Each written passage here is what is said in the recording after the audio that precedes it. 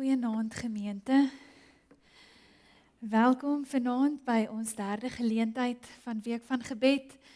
Dalk het jy 'n besige dag gehad, dalk het jy 'n minder besige dag gehad, maar kom ons haal net diep asem en raak net vir 'n oomblik stil en ons sê vir die Here dankie dat ons hier kan wees. Ek gee vir jou 'n oomblik vir stil gebed.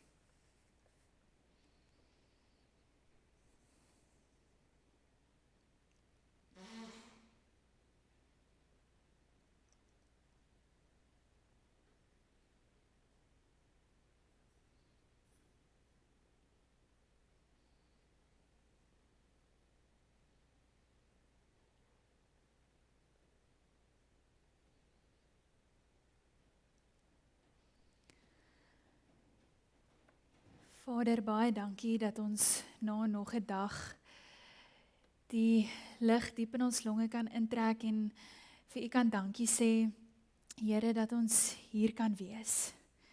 Here, ons is hier omdat U eerste hier was. Here, dankie dat U eerste vir ons gekies het. Here, so baie maal voel ons as sondaar mense dat ons vir U oor en oor moet kies. Maar Here, ons het die voorreg om vir U oor en oor te kan kies, omdat U eerste U hand na ons toe uitgesteek het en vir ons gekies het. Here, dankie dat ons vanaand hier kan sit as gekose kinders van U. Here, dat U so baie van ons dink en so baie van ons hou, dat U vir ons kies. Here, ons loof en ons prys U naam daarvoor. Wanneer ons vanaand weer uit Openbaring gaan lees, Heilige Gees, mag U asseblief vir elkeen van ons U woord kom oopbreek, dat ons werklik sal hoor wat U vanaand vir ons wil kom sê. Spreek, Here, want U kinders luister ook nou. Amen. Kom ons staan en dan loof en prys ons die Here se naam.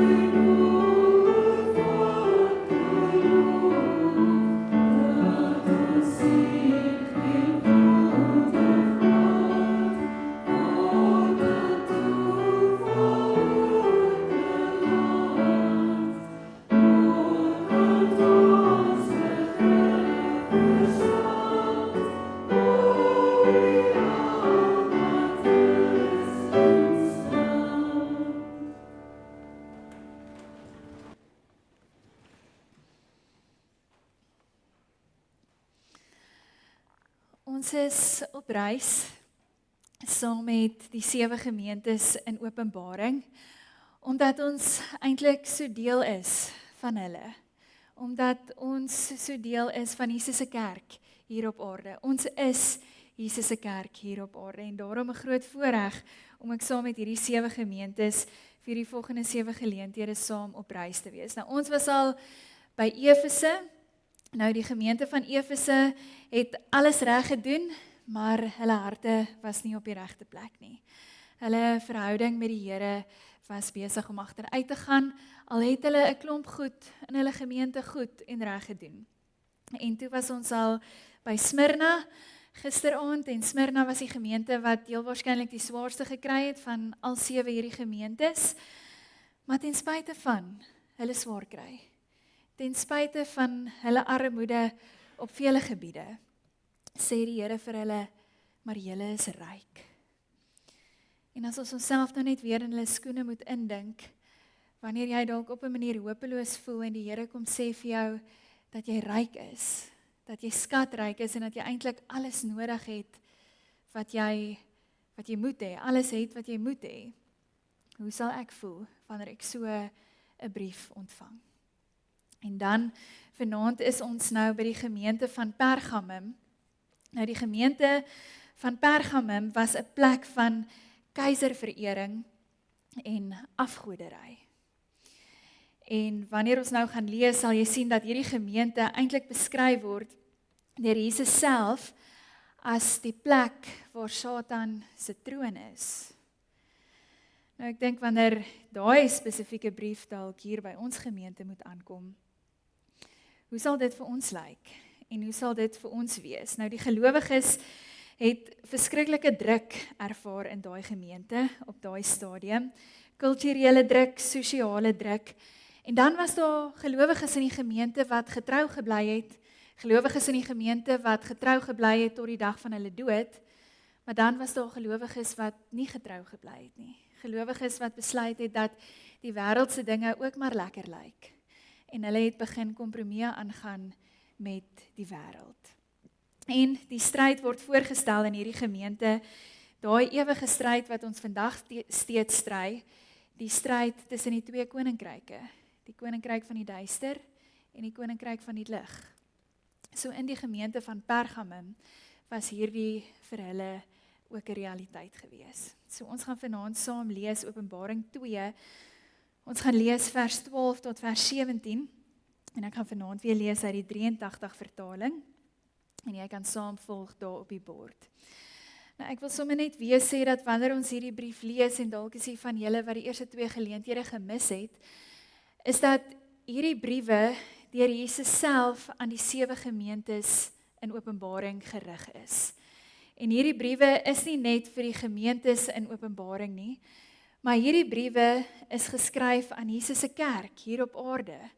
So ons kan plot ons geloofslewe en ons gemeente ook dalk hier eers tussen hierdie 7 gemeentes om te sê, dalk sien ons iets van onsself, van my lewe raak in hierdie 7 gemeentes se lewe, of dalk sien ons iets raak van ons gemeente se geloofslewe in hierdie 7 gemeentes. So wanneer ons hierdie brief vanaand lees spesifiek aan Pergamum gerig, dan vra ons Here, wat wil U dalk vir ons gemeente of vir my kom sê vanaand? So ons lees Openbaring 2 vanaf vers 12. Die boodskap aan Pergamum. Skrywe aan die leraar van die gemeente in Pergamum. So sê hy wat die skerp swaard met die 2 snykante het.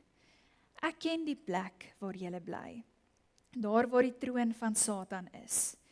Tog bly julle aan my naam getrou en julle het nie julle geloof in my afgesweer nie. Selfs nie in die tyd toe Antipas, my getroue getuie, doodgemaak is, daar by julle waar die Satan bly nie. Maar ek het tog 'n paar dinge teen julle. Julle het mense daar wat die leer van Biliam aanhang. Hy het vir Balak geleer om die volk van Israel van my afvallig te maak, sodat hulle afgodsoffervleis geëet en onsedelikheid bedrywe het. So is daar onder julle dan ook mense wat die leer van die Nikolaïte aanhang en dieselfde sondes doen. Bekeer julle nou, Anders kom ek gou na julle toe en sal ek daardie mense bestry met die swaard van my mond. Elkeen wat kan hoor, moet luister na wat die Gees vir die gemeente sê. Aan elkeen wat die oorwinning behaal, sal ek van die verborgde manna gee. En daarby sal ek vir hom 'n wit steentjie gee met 'n nuwe naam daarop gegraveer, wat niemand anders ken nie, net hy wat dit kry. Ek lees net gou vers 17 weer, wat sê, elkeen wat kan hoor, moet luister na wat die Gees vir die gemeente sê. En dan die 2 beloftes wat die Here vir hierdie gemeente gee. Hy sê, aan elkeen wat die oorwinning behaal, sal ek van die verborgde manna gee. En daarby sal ek vir hom 'n wit steentjie gee, met 'n nuwe naam daarop gegraveer, wat niemand anders ken nie, net hy wat dit kry. Dit is nogal 'n mond vol, maar kom ons pak dit uit aan wat die Here graag vir hierdie gemeente kom sê. Nou, wanneer ons by hierdie stad Pergamum begin, en ek het eintlik sommer vanmiddag gedink, hierdie is plekke met groot name, maar 'n mens kan dit eintlik so eie maak aan ons gemeenskap om te sê dat Christus 'n brief gerig het aan die gemeente van Bonnievale, die gemeente van Swellendam, van Robertson en ook aan Montetjie, net om dit op 'n manier eie te maak om te sê dit is wat die Here graag vir sy kerk ook hierso wil kom sê. Nou die gemeente van Pergamum, die enigste verskil is dat dit 'n baie groot plek was. Dit was nou nie 'n klein plek soos Montetjie of Bonnievale nie, maar dit was 'n plek waar al die belangrike mense van die Romeinse Ryk geleef het. So dit was 'n belangrike stad en die mense het geweet van hierdie plek.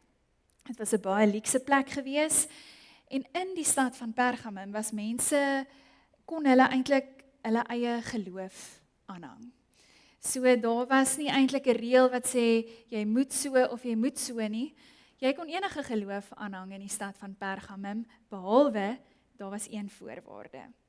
Jy kon enige geloof aanhang, die Christene kon hulle Christelike geloof aangehang het, maar hulle moes ook die keiser aanbid het.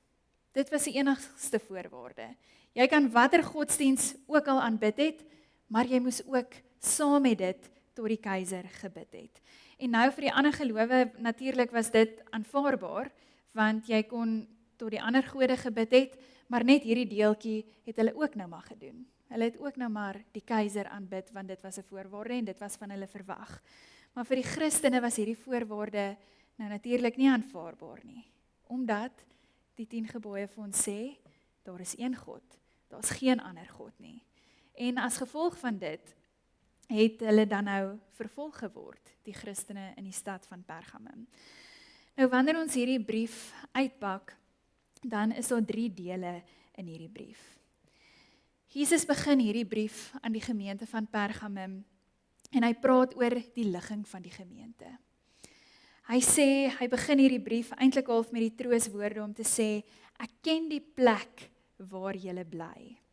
Ek ken die plek waar julle elke dag moet werk.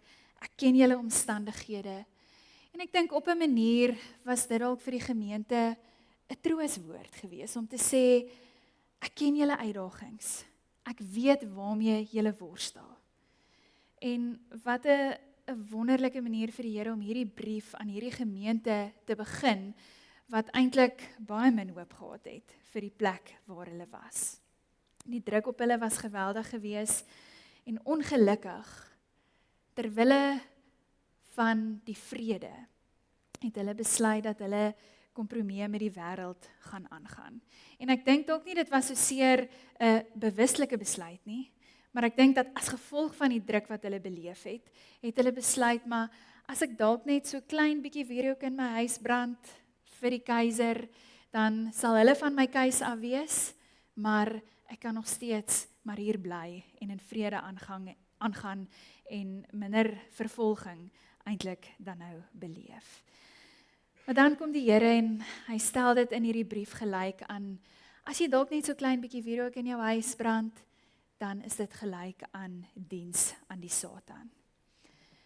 En dis nogal 'n ernstige boodskap om te kry. Om te sê, maar hierdie is nie net iets wat ek ligtelik opneem nie, of jy kies my volledig, of jy kies my glad nie. of jy kies die een koninkryk, of jy kies die ander koninkryk. Nou ek dink dat 'n mens op 'n manier vandag daarmee kan vereenselwig, dat enige iemand wat dalk in vandag se lewe, en dalk kan jy jouself nou in hulle skoene sit, as jy geweldige druk ervaar in jou besigheid, in jou huis, in jou vriendekring, waar ook al, dan raak dit op 'n manier aanvaarbaar of makliker om dalk net so 'n klein kompromie met die wêreld aan te gaan, dat ek tog net hierdie ou se besigheid kan behou, of dat ek tog net hierdie persoon of hierdie vriende of hierdie familielid op 'n manier kan tevrede hou, maar dan hier in my binnekamer kan ek mos nog steeds 'n gelowige kind van die Here wees. Maar die Here kom sê baie duidelik, dis nie hoe dit werk nie. Dit is die troon van Satan. So die Here begin hierdie brief en hy sê, ek weet, my kinders, ek weet waar julle is, maar julle moet 'n besluit maak. Dan die tweede deel van die brief, praat Christus oor die sondes van hierdie gemeente. So, dis nie altyd maklik om van jou sondes te hoor nie. Dis nie altyd maklik om van jou sondes te bekeer nie, en ons kan nie uit ons eie uit van ons sondes bekeer sonder Jesus Christus nie. Jesus kom sê, ek het 'n paar dinge teen julle. Julle het mense daar wat die leer van Biliam aanhang. Hy het vir Balak geleer om die volk Israel van my afvallig te maak, sodat hulle afgodsoffervleis geëet en onsedelikheid bedryf het. En so is daar onder julle ook mense wat die leer van die Nikolaïte aanhang en dieselfde sondes doen. So hier lees ons van 'n klomp goed wat hier in die gemeente gebeur het. So as ons dit nou eintlik sommer net 'n bietjie wil vereenvoudig, hierdie groot woorde, dan was daar iemand met die naam Biliam wat verantwoordelik was dat Israel afgodsoffervleis moes geëet het, dalk vir hulle eie veiligheid, en mens sal nie weet nie. Onsedelikheid wat in die vorm van tempelprostitusie van die heidene afgekom het, en toe dit nou maar aanvaarbaar geraak, dit het oorgekom, die invloede daarvan het in die gemeente ingegaan en die mense het nou maar toegegee. Die gemeente het gesê, okay, maar dalk terwille van ons eie vervolging, terwille van ons eie vrede, dan gee ons nou maar so 'n bietjie toe. My saak met die Here is reg, so die res, hulle kan dalk nou maar op 'n manier doen wat hulle wil. Maar Jesus kom sê, bekeer julle. En wanneer Jesus hier vir hierdie gemeente kom sê, hier is julle sondes, maar ek gee julle 'n kans om daarvan te bekeer, dan kom praat hy nie net met die individue wat die sondes doen nie. Hy kom praat ook met die hele gemeente. Hy kom sê, julle as gemeente moet verantwoordelikheid vat vir dit wat hier aangaan in julle gemeente. Nou, dis nogal 'n moeilike ding. Dalk sit ons vanaand hier in die banke en jy sê, ek weet wat daai ou doen, wat hier langs my sit, maar dis sy probleem, en dis sy sondes, waarvoor hy eendag gaan moet jammer sê. Maar hier skryf die Here 'n brief aan hierdie gemeente en hy sê, hierdie gemeente is ook julle verantwoordelikheid. Watser gedeelte van hierdie verantwoordelikheid en van hierdie roeping wat ek aan julle toe vertrou het, neem julle as 'n gemeente op. In die Here se oë is die hele gemeente skuldig aan hierdie sondes. Want Jesus waarsku, as julle nie gaan ingryp nie, dan moet ek self kom om te kom ingryp. En ek dink dit is 'n opdrag vir elkeen van ons. Ek dink dit is 'n opdrag wat ek dalk maklik afskuif, om te sê, maar ek hoef eintlik net verantwoordelikheid te vat vir myself. Nie noodwendig vir iemand anders se sondes nie. Maar dalk kom herken ek myself in hierdie brief en in hierdie waarskuwing, om te sê, dalk kom vra die Here dit van my. En dan, wanneer die Here die sonde van die gemeentes uitgewys het, dan die twee beloftes, wat ons 2 keer gelees het aan die einde van hierdie brief. Die Here weet dat dit 'n prys kos om 'n Christen te wees. Nie een van ons sit hier vandag of vanaand omdat dit maklik is nie, maar ons sit hier omdat ons sê, ons kies om hierdie prys op te neem, maar om dan ook aan die einde te ontvang. Nou die eerste belofte moet ek en jy nou baie mooi luister vanaand en ek gaan die lees sodat ek die feite ook reg kry.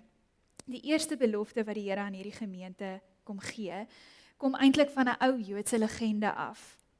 Dat toe die tempel in 586 voor Christus verwoes was, het Jesaja die kruik met manna wat Moses oorspronklik in die ark geplaas het, hy daai kruik met manna gevat en hy het dit gaan wegsteek. En hulle het geglo dat die dag as die Messias kom, dat hulle dan daai kruik gaan uithaal en dat hierdie verdrukte volk en hierdie hongervolk dan van daai manna kan gaan eet en dan gaan versadig word. En dalk ook op 'n manier geestelik gevoed sal word. So dis die eerste belofte, dat die swaar kry wat ons nou beleef, die dag wanneer die Messias kom, sal ons gevoed word, vol word en ons sal nie meer die honger beleef nie. So dis die eerste belofte wat Jesus aan hierdie gemeente kom gee. En dan die tweede belofte is 'n belofte van 'n spierwit steentjie in die 83 vertaling, of 'n spierwit klippie. Nou hierdie gebruik kom uit die ou Griekse wêreld en dit was die gebruik van 'n vriendskapsklippie. En hierdie klippie het 'n sekere letter opgehad en ons lees van 'n sekere naam wat op hierdie klippie geskryf sal word. En hierdie klippie het jy vir iemand gegee as jy iemand uitnooi om by jou te kom eet. Dit was 'n vriendskapsklippie. En hoe meer klippies jy gehad het, hoe meer het dit getuig van jou populariteit of hoeveel vriende jy gehad het. Nou kom Jesus en hy gebruik hierdie selfde gebruik, hierdie vriendskapsklippie, en hy sê, maar ek wil julle vriend wees. Ek beloof vir julle 'n wit vriendskapsklippie, want ek wil graag hê dat julle my kinders aan my tafel moet kom sit. Ek neem julle aan as my familie. Moenie die vriendskapklippie van die wêreld kies nie. Moenie die kompromie met die wêreld aangaan nie. Moenie 'n bietjie meer jou besigheid druk om dalk in die grys areas te funksioneer en te sê, maar dis oukei. Ek sal vanaand om vergifnis vra nie. Moenie jou vriendskapsklippie aanvaar en om 'n vriendetafel sit en gesprekke te hê met mense wat jy weet nie koninkryksgesprekke is nie. Dalk in jou familie is daar so 'n klippie wat jy nie moet aanvaar nie, omdat jy nie albei hierdie klippies kan aanvaar nie. En nou kom sê Jesus, julle wat so uitgesluit is uit die wêreld en julle wat sosiaal verwerp is omdat julle aan my behoort, aan julle kom gee ek my vriendskapklippie. Julle is welkom hier by my. En ek wil vanaand graag afsluit. En ek wil sê dat die Christene en die gelowiges, en dalk is dit waar van jou en van my vanaand, wat kies om nie 'n kompromie met die wêreld aan te gaan nie. Dis 'n gegewe dat ons eenkant toe geskuif gaan word met tye, dat ons nie gaan inpas nie, dat ons randfigure soms gaan wees. Maar die Here kom vra vir ons, net soos vir die gemeente van Pergamum, dat ons nie sal toegee nie. Dat ons nie kompromie met die wêreld en die wêreldse besluite sal aangaan nie. Dat wanneer daar dalk in 'n gemeente 'n besluit geneem gaan word wat teen God se woord is, dat ons nie ja sal sê daarvoor nie. Dat ons God se vriendskapsklippie sal kies en nie die wêreld se nie. En sy belofte dat gelowiges vergoed sal word daarvoor. Net soos die gemeente van Smyrna gisteraand, hulle kry baie swaar. Daar's baie min hoop, maar dat hulle skatryk is, dat die vergoeding so sal wees, dat ons aan sy tafel sal gaan sit. So ek wil vanaand vir jou vra, en vir myself, hoe lyk jou besigheidsetiek? Hoe lyk die tafels waar rondom jy sit, wanneer jy saam met vriende eet? Wat is die goed waarvoor jy in jou lewe ja sê, en dit dan in lyn is met God se tafel, of dan nou nie? So ons gaan vanaand ook in 'n tyd van gebed ingaan, en ek wil vra dat ons vir die Gees sal vra, om vir ons te sal wys, dat Dalk is daar plekke in ons lewe waar ons gekies het om kompromieë met die wêreld aan te gaan. Net soos wat die gemeente van Pergamum het. En partykeer dink ons is okay. Partykeer dink ons het nie. Maar dis wat wonderlik is van 'n kind van God wees. Is dat die Heilige Gees daai goed vir ons sal kom uitwys. Ons blinde kolle vir ons sal kom helder maak. So wanneer ons nou in 'n tyd van gebed ingaan, wil ek jou uitnooi tot 2 goed. Die eerste ding is dat as jy vanaand so voel, dat jy weer 'n wit vriendskapsklippie van Jesus wil aanvaar. Dat jy vir jou 'n klippie uit hierdie houertjie sal kom uithaal. En dalk het jy lank alreeds daai klippie aanvaar, maar dalk kom bely jy net vanaand weer, Jesus, ek is jammer. Ek kom bely, as daar dalk kompromieë is in my lewe, wat ek aangegaan het met die wêreld, kom sê ek vanaand, dat ek weer graag u vriendskapsklippie wil aanvaar, want ek kies om aan u tafel te sit. Ek kies om deel van u familie te wees. En ons as gelowiges moet maar weer en oor kom bely en sê, Here, ek aanvaar hierdie klippie. So dis die eerste ding waartoe ek jou nooi. Die tweede ding is dat as jy so voel, kan jy weer 'n gebedsversoek kom uithaal. En wanneer jy 'n gebedsversoek kom uithaal, dat jy spesifiek vir daai persoon of vir daai plek of vir daai groep mense of vir daai instansie sal bid teen wêreldse kompromieë. Dat jy sal bid vir hierdie persoon se beskerming teen wêreldse kompromieë. Dat hulle ook sal kies om Jesus se vriendskapsklippie te aanvaar. Dat hulle Jesus se tafel elke keer sal kies. So ek wil jou vra om dan ook vir daai persoon of vir daai plek se beskerming ook te sal bid teen wêreldse kompromieë. So Okkert, kan ek vir jou vra om sommer net 'n bietjie te kom speel en dan kan jy vorentoe kom en dan kan julle weer 2-2 saam bid of jy kan op jou eie ook saam bid.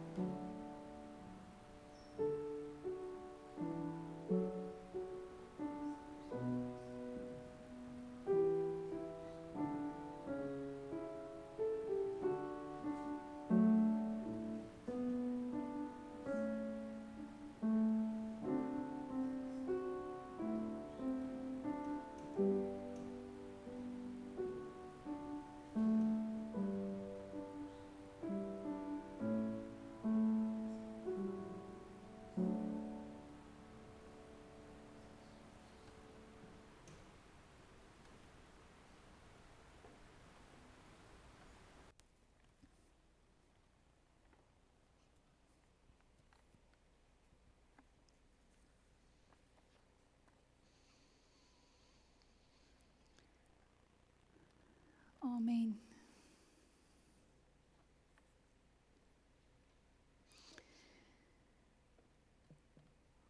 Ons sluit dan nou hierdie geleentheid af en ons sing die lied wat ons elke aand sing en dit is ook 'n gebed. So kom ons staan en dan sluit ons af.